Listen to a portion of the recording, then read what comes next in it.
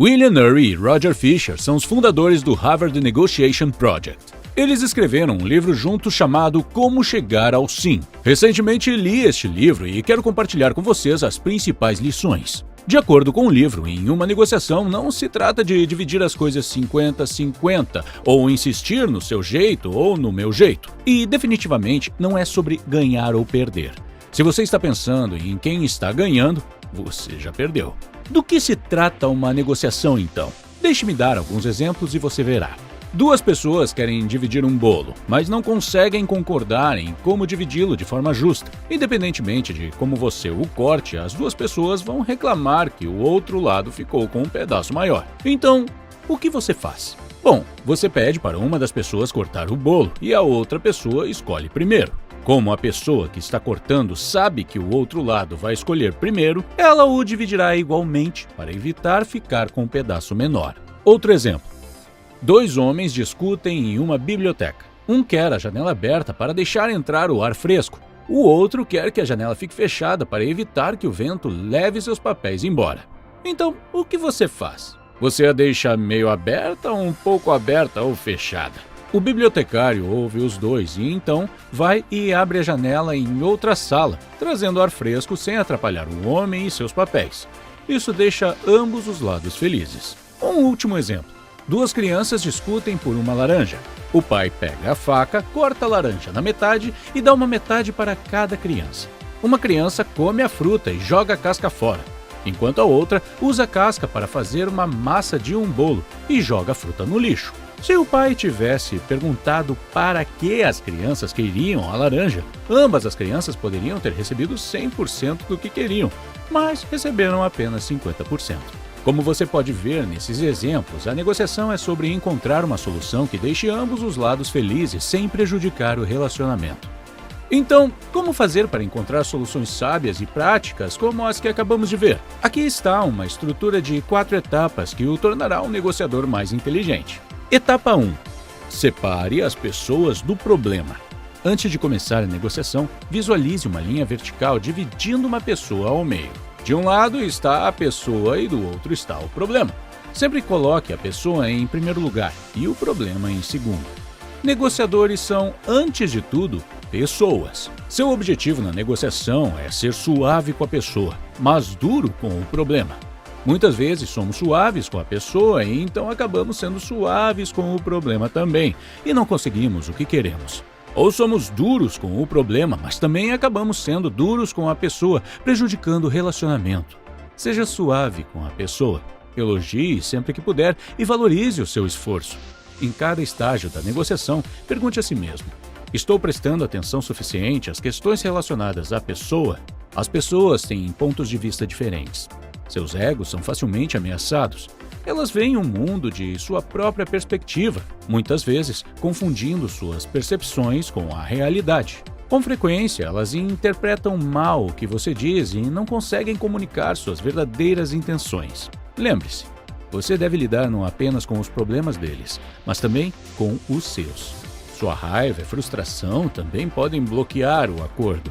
Suas percepções podem ser unilaterais e você pode não estar ouvindo ou se comunicando de forma eficaz. Uma das melhores maneiras de evitar essas questões relacionadas à pessoa é construir um relacionamento com o outro lado antes do início da negociação. Negociar com alguém que você conhece é mais fácil do que com um estranho. Então, chegue cedo para conversar e fique até um pouco mais tarde. Conheça seus gostos e desgostos. Essas interações informais tornam as negociações futuras muito mais fáceis.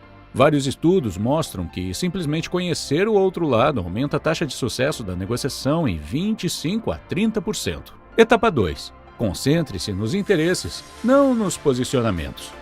Lembra da história sobre os dois homens discutindo sobre a janela na biblioteca? Ela ilustra um problema comum em negociações em que as pessoas se concentram demais nos posicionamentos que assumem e defendem. Em vez de discutir sobre posicionamentos, mude seu foco para os interesses. Os benefícios de se concentrar nos interesses são óbvios, mas na prática pode ser difícil. Isso porque posicionamentos são claros e específicos, enquanto interesses podem estar ocultos ou vagos. Então, como você descobre os interesses do outro lado? Simplesmente pergunte por quê. Por que eles querem o que querem? Tente ver as coisas do ponto de vista deles. Depois de descobrir os interesses subjacentes deles, fale sobre o assunto abertamente. As pessoas vão ver melhor quando se sentem compreendidas. Elas acham que as pessoas que as entendem são inteligentes e gentis. Se você quer que elas ouçam seus interesses, comece mostrando que você se importa e entende os deles. Claro, você precisa comunicar seus interesses também. O outro lado pode não saber exatamente o que você deseja. Para transformar seus interesses em opções reais, pergunte a si mesmo: se eles concordarem comigo amanhã, o que vou querer que eles façam? Etapa 3. Seja justo. Mesmo que você entenda bem o que o outro lado quer, conflitos sempre surgirão. Você quer um aluguel mais baixo, mas o proprietário quer um mais alto. Em vez de discutir eternamente, use critérios objetivos para decidir. Lembre-se do exemplo do bolo. Quando dois homens não conseguiam dividir o bolo, fazer com que o homem o cortasse e o outro escolhesse o primeiro foi uma solução baseada em um princípio justo. Critérios objetivos são regras imparciais que não dependem de opiniões pessoais. Exemplo disso podem ser preços de mercado, requisitos legais, opiniões de especialistas ou princípios justos com os quais ambos concordam. Em uma negociação, muitas vezes as pessoas resistem porque sentem que você está fazendo uma exigência. Mas se você disser, vamos dar uma olhada no que os regulamentos dizem, isso muda o foco do que você quer para o que as regras dizem. De repente, não é você que está fazendo exigências, e sim as regras. Por exemplo, se o contrato de construção da sua casa não especifica a profundidade que as fundações devem ter e o empreiteiro sugere 1 metro enquanto você acha que 1,5 metros é o padrão, não faça concessões. Em vez disso, diga, olha, talvez eu esteja errado, talvez 1 metro seja mesmo suficiente. O governo tem especificações padrão para essas condições de solo? Qual é o risco de terremoto aqui? Onde você sugere que procuremos as orientações para resolver essa questão? Veja só como você pode aplicar essa ideia de forma eficaz. Antes de começar, defina alguns princípios justos junto com o outro lado. Por exemplo, diga, você quer um preço alto e eu quero um preço baixo. Vamos descobrir qual seria um preço justo. Quais padrões devemos usar? Ao focar em princípios justos, você pode transformar um conflito de interesses em uma meta compartilhada. Etapa 4. Invente opções para benefício mútuo. Lembre-se do exemplo das crianças brigando por uma laranja. Em vez de dividir ao meio, elas poderiam ter encontrado uma maneira de as duas conseguirem 100% do que queriam. Esse cenário destaca a importância de inventar opções para benefício mútuo nas negociações. Como fazer para inventar soluções criativas então? Assim, reúna-se com o seu lado ou com o outro lado e faça um brainstorming sobre todas as soluções possíveis. Deixe as ideias fluírem livremente. Não julgue ou escolha nenhuma das ideias nesse primeiro momento. Separe a sessão de brainstorm da sessão de seleção. Para o brainstorming, escolha alguns participantes.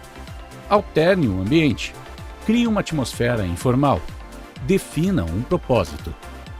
Após o brainstorming, comece com as ideias mais promissoras. Em seguida, discuta maneiras de melhorá-las. As pessoas geralmente presumem que diferenças criam problemas em uma negociação. No entanto, diferenças podem levar a soluções. Lembra do exemplo da laranja? Uma solução sensata foi possível porque cada lado queria partes diferentes da laranja. É absurdo pensar que as diferenças levam ao problema. Na verdade, são as diferenças que levam a soluções criativas. Ok, agora talvez você diga que todos esses 4 passos parecem justos e interessantes, mas e se o outro lado não estiver jogando de acordo com as regras justas? E se estiverem usando táticas desonestas? E se forem mais poderosos? E se me atacarem pessoalmente? Aqui está como lidar com cada uma dessas situações. Vamos começar falando sobre táticas desonestas. As pessoas mentem e usam várias táticas de pressão. Reconhecer esses truques geralmente os neutraliza. Mencione diretamente. John, parece que você e Ted estão buscando um policial bom e policial mau. Se precisarem de uma pausa para se alinhar, é só pedir. Mencionar a tática a torna menos eficaz e pode fazer com que o outro lado se preocupe em perder a possibilidade de negociação com você.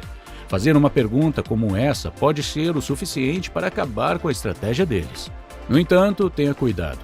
Evite ataques pessoais. Concentre-se no problema, não na pessoa. Em vez de dizer, você me deixou de frente para o sol de propósito, diga, o sol nos meus olhos está me distraindo. Podemos organizar a agenda e nos encontrar mais tarde. Não consigo me concentrar assim. E se eles forem mais poderosos? Se o outro lado tiver armas grandes, não transforme a negociação em um tiroteio. A melhor coisa que você pode fazer neste caso é desenvolver a sua BATNA, Best Alternative to a Negotiated Agreement, ou melhor alternativa a um acordo. Pense em como você se sentiria entrando em uma entrevista de emprego sem outras ofertas. Pense em como a negociação salarial seria difícil. Agora, compare essa situação com como você se sentiria entrando em uma entrevista com 2 outras ofertas de emprego. A diferença é poder. Quanto mais facilmente você puder se retirar de uma negociação, maior será o seu poder. Desenvolver a sua BATNA não apenas permite que você determine o que é um acordo mínimo aceitável para você, como provavelmente aumentará esse mínimo. Sempre desenvolva a sua BATNA antes de negociar. Nunca diga, vamos negociar primeiro e ver o que acontece. Sem BATNA, você está negociando às cegas. E se eles atacarem você pessoalmente? Quando eles atacam você em vez do problema, as coisas ficam difíceis. Você quer uma solução justa, mas eles destroem suas ideias. É natural se defender, mas isso não leva a lugar nenhum. Você pressiona, eles pressionam de volta e logo vocês estarão sem saída. Então, o que fazer nessas situações? Use o jiu-jitsu da negociação. Evite os ataques deles. Veja como. 1. Veja além do posicionamento deles. Quando eles dizem o que querem, não diga apenas sim ou não. Pergunte por que querem. Entenda o que realmente importa para eles. 2. Se continuarem rejeitando tudo que você diz, peça conselhos. Se você fosse eu, o que faria nessa situação? Eles se colocarão no seu lugar e lhe darão soluções. 3. Peça críticas. Em vez de defender suas ideias, pergunte o que há de errado com elas.